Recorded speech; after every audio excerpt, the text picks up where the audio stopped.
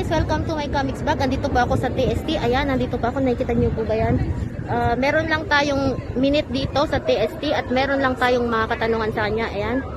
Sige, balikan ko kayo guys. Ito po si Ate Clarissa. Ayan.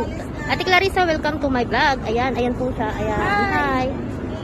Hi Ate Clarissa, welcome to my channel, Comics Vlog OFW. Ayan, meron po akong tanong sa'yo. Ayan, handa ka na ba sa mga... Handa ka na ba sa mga tanong ko? Sige, subukan natin. Ayan, pasensya na po kayo doon sa kalbo. Ayan, unang tanong. Gandang view, diba? Unang tanong, kumusta ang iyong puso? Maayos naman. Ayos lang. Okay. Okay guys, maayos naman daw po ang kanyang puso. Huwag kayong mag-alala. Ayan, o sige, pangalawang tanong. Ano ang pakiramdam mo sa pagtapon ng picture ni Kuya Bong? Actually, balita lang kasi 'di ba, sabi ko nga hindi na ako subscribe yung nakipag-iwanan. Pero yung pakiramdam na narinig ko pa lang, napakasakit ko talaga. Kasi 'di ba, hindi naman maganda 'yon na ikaw yung iba yung girlfriend. Pero masakit man, wala akong magawa.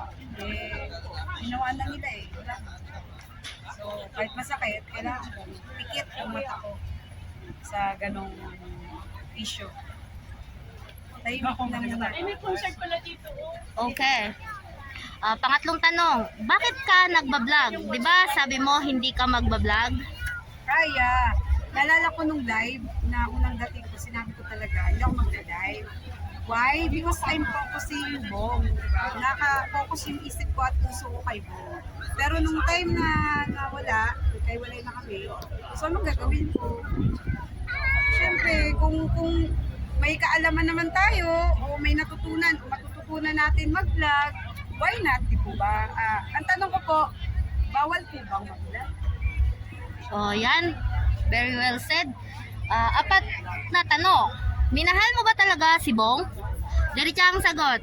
Mahal ko yun. Mahal na mahal ko yun. Kahit hanggang ngayon. Ang tanong lang is, uuwi ka ba para sa isang lalaki na nasa ibang bansa ka? Kung hindi mo mahal yung tao. Okay. Panglimang tanong. Sige. Ano ang reaksyon mo sa mga sinasabi ng mga basher hanggang ngayon? Oh, sobrang sakit. Sobrang sakit. Kasi, di ba, parang dinurog ka na, kumbaga parang sa pag-bake ng tinapay, di ba, talagang grabe yung pag-ano sa'yo. So, ganun yung pakiramdam, pero ganun pa man, tulad ng preaching kanina, sabi ko yung pastor namin, huwag ka magtanim ng sama ng loob. So, pagpasa Diyos ko na lang po kung ano yung mga sinasabi nila. Kasi hindi naman nila alam yung totoo at kung ano talaga yung nangyari. So, papanalangin ko na lang na maging well sila at ayos. Yun lang. Okay. Last na tanong. Naapektuhan ka ba sa mga nangyayari ngayon? Yeah. Actually, kung mapapansin nyo, bumagsak talaga yung katawan ko. Sa nakapansin, salamat. Dati po kasi, actually, dati, nasa, 68 kilo. Diba? Ang laki ko. Pero ngayon po, 62 na lang ako. So, ang laki talaga nang nawala. Yun yung nangyayari pala, no, pag too much stress. Hindi man nalata sa mukha mo, bakit? May Panginoon ako. Pero, nakita ko yun sa bagsak na katawan ko. Talagang bagsak ko. So, sa isang nagsasabi na hindi naapektuhan, hindi po kayo ang nandito sa puso ko at hindi kayo ang nasa katawan na to. So, wala kayong karapatan na sabihin na hindi ako naapektuhan. Dahil ako din mismo umiyak. Ate Cla, may tanong pala ako.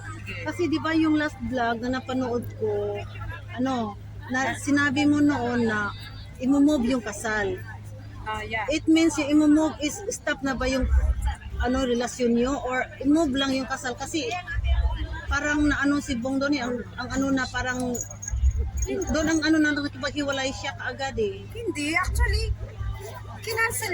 kinancel ko ang dahil kahit kararating ko pala kung hahatakin ko si Oo. Bong, kasi magpapakasal kami without even telling the people. Pero sabi ko, hindi ko ini-stop, hindi ko nilalagyan ng pin. Hindi ka nagsara ng Yeah. filter. So nagulat talaga ako at yun nga, sabi ko nga, nagulat ako sa nangyari. Kumbaga, until now, yung question na bakit, nandito pa rin sa akin. Tapos, nagko-communicate ka pa sa kanila kasi narinig ko din. Nabasa ko talaga na ano daw, nag-reach out sila sa iyo, pero ikaw hindi ka nila Ano makontak. ba sabi nila? Yun, narinig ko mismo sa ano ni Mrs. Ka Business na hindi ka na makontak, hindi ka nagre-reply. Oh, So, yun. makita naman yan sa, naka-screenshot naman ko. As mga naka-screenshot dyan. Hindi ko yan dinilit simula noon na So, nakakilala ko dyan. ang nangyari, Hindi ko nabasa yan ko sa dinilit ano. At may picture or may messages po yan. So, kung sino po yung gustong i-PM ako para doon at alam niyo to. So, welcome po kayo sa Messenger. Pero, ayoko po muna ngayon. Sa ngayon, gusto ko munang i-shoutout yung bibig ko. Kasi, gusto ko talagang sa kanila manggaling or I mean ayoko, kumbaga parang hayaan ko na lang kasi alam ko naman yung totoo. Alam ko po yung totoo. So, nabasa ko sa ano sa comments doon, parang ang nangyari sa parang Romeo and Juliet na yung isa't isa, hindi nila yung message ba na delayed, kaya yung isa Hindi nakarating. hindi nakarating, kaya na ano si Juliet. Tapos yung lalaki naman, so Parang nabasa ko din yun sa comment. oo, nabasa ko yun, parang Romeo and Juliet yung nangyari sa inyo dahil sa communication. Kulang ng communication, kaya ganun din siguro si Bong. Nag-isip na wala na dahil hindi ka na. Actually, ang kontak ko lang talaga sila. So, wala akong Oh, kaya ang alam ni Bong, nag-stop ka na ng communicate sa kanya. Kaya doon din siya nag-isip ng ano. Pero anyway, Anyway, mayroon pa namang ano. magpasuggest natin Oo. lahat kasi mahirap na. Ayoko pong magsalita, ganun pa man kahit sa mga basher ko. Ipitin niyo ako ng ipitin. Pero, nananahimik ako at magpapasalamat pa rin ako sa inyo kasi naging basher ko. Salamat at ito lang po masabi ko.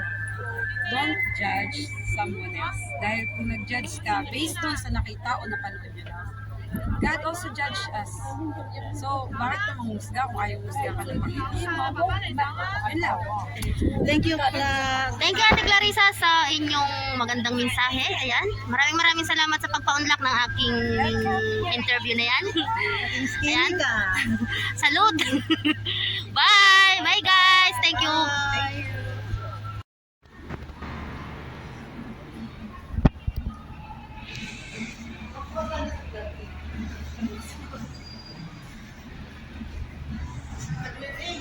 Sino kinukunan mo?